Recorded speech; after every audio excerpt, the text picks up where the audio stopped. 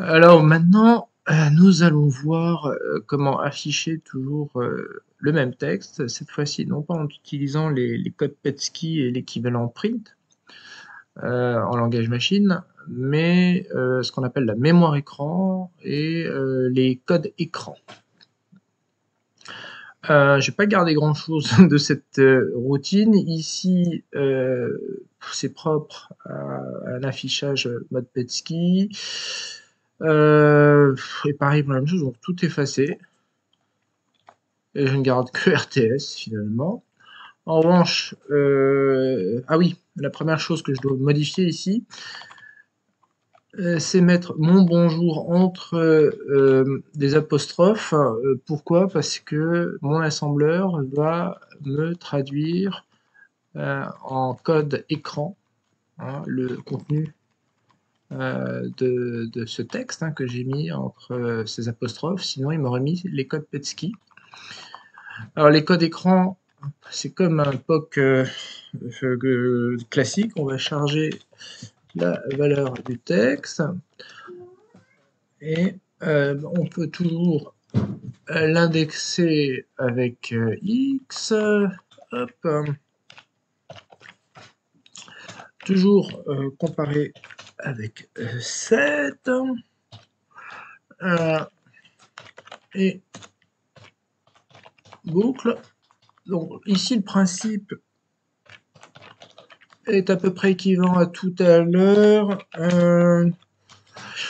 Simplement, ce qui manque ici, c'est ce qu'on appelle la fonction STA.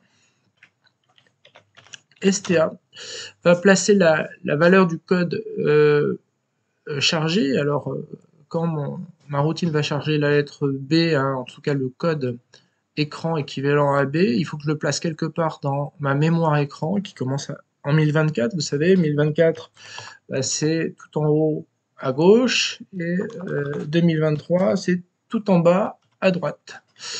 1984, par exemple, ça correspond au bas à gauche de l'écran.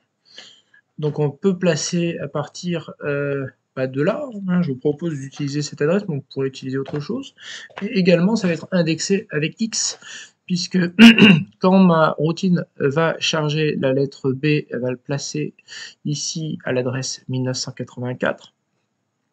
Elle va charger ensuite la lettre O, mais il faut qu'elle la place à une adresse différente, hein, donc elle-même indexée par X, ce sera en 1, donc plus 1, pardon, 1984 plus 1, donc 1985, et ainsi de suite. On charge.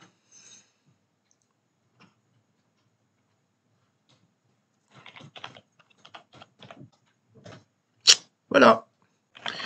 Je vais vous montrer une petite variante de ce programme, mais cette fois-ci, ça va reposer sur ce qu'on appelle le code automodifiable.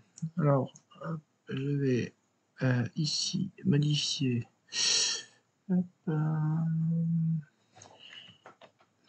Hop, excusez-moi, texte. Hop,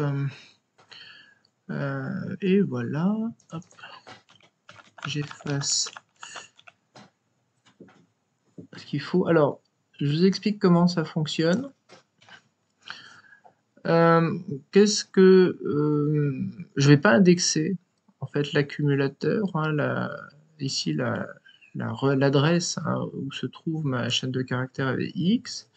Je vais charger l'accumulateur, et je vais placer la valeur à l'adresse 1984. Ici, il n'y a pas grande différence, hormis la suppression de l'indexation. En revanche, je vais remplacer mon indexation par une modification du code qui vient d'être lu. C'est-à-dire que ici, avec cette instruction, je vais modifier l'octet de poids fort, l'octet de poids faible de l'adresse où se trouve ma chaîne de caractères, hein.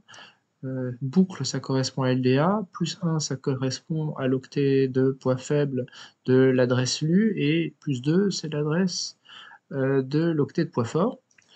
Et je vais également incrémenter l'adresse correspondant à l'octet de poids faible de 1984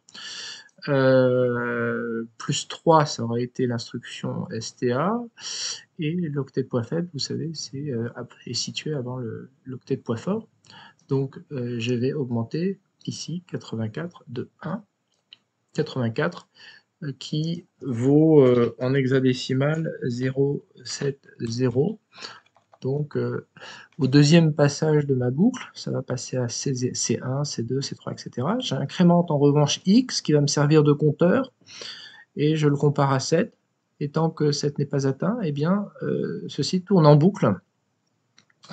Et donc, le code va s'auto-modifier, en quelque sorte. Voilà, donc je vais lancer, vous allez voir ce que ça donne.